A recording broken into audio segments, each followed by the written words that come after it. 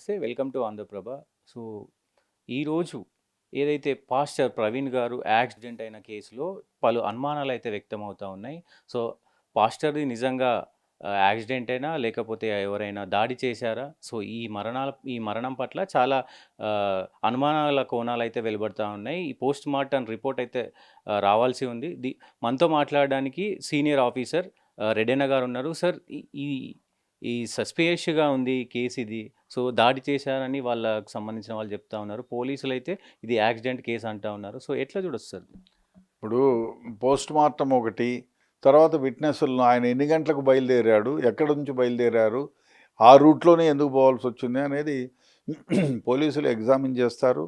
అదేవిధంగా ఆ రోడ్లో వచ్చేటప్పుడు యాక్సిడెంట్ అవ్వడానికి కారణం ఏముంది, యాక్సిడెంట్ అయ్యేటువంటి పరిస్థితులు ఏమున్నాయి, వెహికల్స్తో గుద్దుకున్నాయా, లేకపోతే ట్రైన్ రైల్వే ట్రాక్ ఏదన్నా దాటుతూ ఉంటే నా ట్రైన్ ఎక్కడో ఉందిలే నాకేమని ముందుగా బయలుదేరి వచ్చింటే వెనకాల ట్రైను తగిలి, ఇప్పుడు ట్రైన్ వెనకాల మోటార్ సైకిల్కు తగిలితే ముందర పడిపోయి ఉండొచ్చు, ముందర పడిపోయి ఆయనకి ఏదైనా దెబ్బ తగిలితే డెఫినెట్గా చనిపోయి ఉండొచ్చు. అదేవిధంగా ఇప్పుడు భయానికి గురై కూడా హార్ట్ అటాక్ వచ్చి చనిపోయి ఉండొచ్చు, చెప్పలేము. ఇప్పుడు అది పోస్ట్ మార్టం జరిగి ఆ తర్వాత అక్కడ రైల్వే ట్రాక్ దాటేటప్పుడు ఏమైనా తగిలిందా, లేకపోతే ఎక్కడైనా వెహికల్స్ తగిలాయా, లేదు వీళ్ళు అనుకున్నట్టే ఎవరైనా కక్ష కట్టుకొని ఇబ్బంది పెట్టి ముందుకొచ్చి కొట్టి చంపారా, అట్లయితే తెలుస్తుంది కదా. ఇంజురీస్ ఉంటాయి, యాక్సిడెంటల్ ఇంజురీస్ వేరేగా ఉంటాయి, కొట్టిన ఇంజురీస్ వేరేగా ఉంటాయి. అదేవిధంగా ఆయన ఎన్ని గంటలకు ఆయనకు కొట్టి చంపేటువంటి అంతటి కక్ష ఏముంటుంది?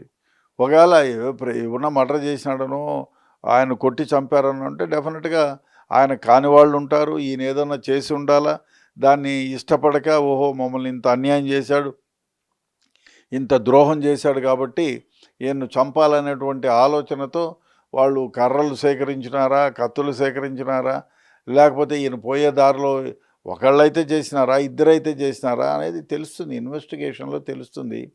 ఇప్పుడు ముందుగానే మనం ఎవరో చంపారు, ఏదో చేశారు, కచ్చగట్టి చేశారు అనేది అది బాగా అనిపించదు. ఎందుకంటే పాస్టర్‌కి సంబంధించిన వాళ్ళు ఎవరైతే చుట్టాలు వాళ్ళు ఉన్నారో, సో, వాళ్ళేమంటున్నారంటే ఒకవేళ నిజంగానే యాక్సిడెంట్ గనక అయితే, సో, హెల్మెట్ కింద పడినప్పుడు హెల్మెట్ తల నుంచి వీడిపోతది.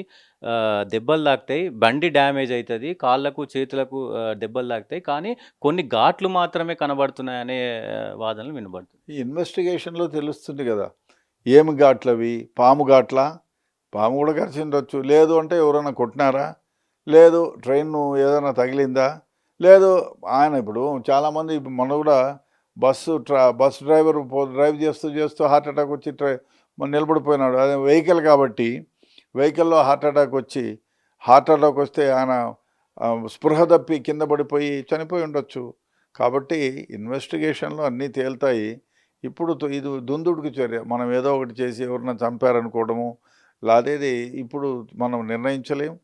ఇన్వెస్టిగేషన్ చేసిన తర్వాత ఈయనకి ఎవరైనా కక్ష దారులు ఉన్నారా, ఈయన చంపేటువంతటి కక్ష ఏముంటుంది, అవన్నీ పరిశీలించి ఆయన శరీరం పైన ఉన్నటువంటి గాయాలు ఆ విధంగా పోస్ట్ మార్టం చేస్తే, తర్వాత విట్నెస్ని ఎగ్జామిన్ చేస్తే, తర్వాత సీసీ ఫుటేజీలు కూడా ఉంటాయి. ఏ ఏ కోణాల్లో పోలీసులు దర్యాప్తు చేసే అవకాశాలు ఉన్నాయి సార్? అంటే ఆ సీసీ ఫుటేజ్ కావచ్చు, కాల్ డేటా కావచ్చు, ఏ ఏ కోణాల్లో దర్యాప్తు జరుగుతుంది? తీసుకుంటారండి. ఈ కాలంలో ఏముంది, ఆయన ఏ టైంలో ఎక్కడ బయలుదేరింది, ఏ విధంగా వచ్చింది, తర్వాత ఆయన వచ్చేటప్పుడు ఎవరితోనో ఘర్షణ పడి మాట్లాడింది, అన్నీ సీసీ ఫుటేజీలు ఉంటాయి. అదేవిధంగా ఫోన్ రికార్డింగ్స్ ఉంటాయి. ఆ తర్వాత ఫోన్లో ట్రాకింగ్ ఉంటుంది, ఆయన ఎన్ని గంటలకు ఎక్కడ బయలుదేరినారు, ఏ విధంగా వచ్చాడని. కాబట్టి ఇన్వెస్టిగేషన్ అయిన తర్వాత మనం చెప్పగలం, కానీ ఇప్పుడే మనం ఏదో మాట్లాడడం ధర్మం కాదు.